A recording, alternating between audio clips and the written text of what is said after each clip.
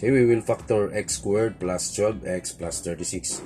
So, this factoring is a perfect square trinomial. Okay, so ang gagawin na natin dito, kunin natin yung square root ng first term saka square root ng second term.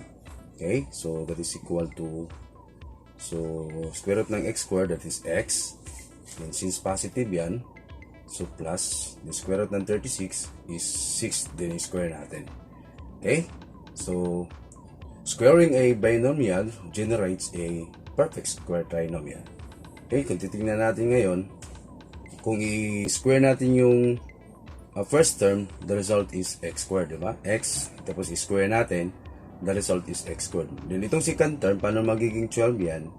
Kasi this is twice the product of the first and second term. So yung product ng x at saka x is 6x, diba?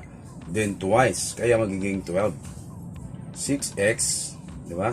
And twice the product of 6x, that is equal to 12x. Yun sa middle term.